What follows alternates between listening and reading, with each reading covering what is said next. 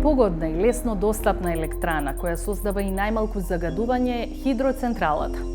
Според податоците на невладините организации, кај нас има изградено околу 100 мали хидроцентрали, а со децении македонските политики ја фаворизираат нивната изградба.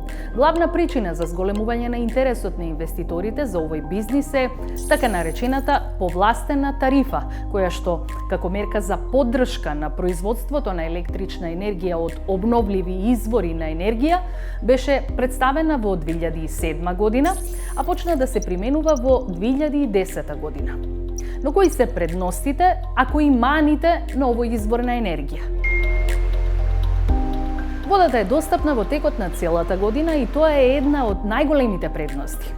Но важна разлика меѓу малите хидроцентрали и останатите капацитети за производство на струја од обновливи извори на енергија е што, според сите досегашни истражувања, малите хидроцентрали во многу случаи предизвикуваат уништување на реките и на живиот свет.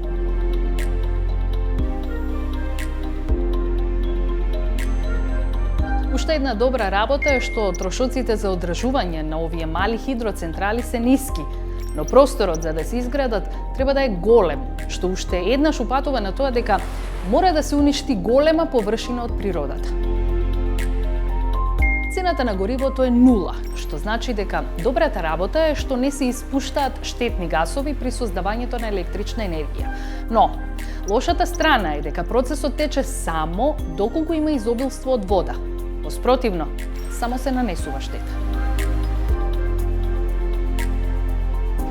За функционирање на мала хидроцентрала, речи си да не е потребен човечки фактор, односно не се потребни вработени, што е уште една добра работа.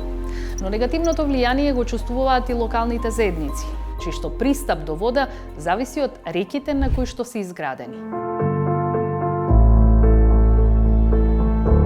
Според Регулаторната комисија за енергетика, во вкупно произведената електрична енергија од повластени производители кои што користат повластена тарифа, малите хидроцентрали во 2019 година учествуваат со 48%.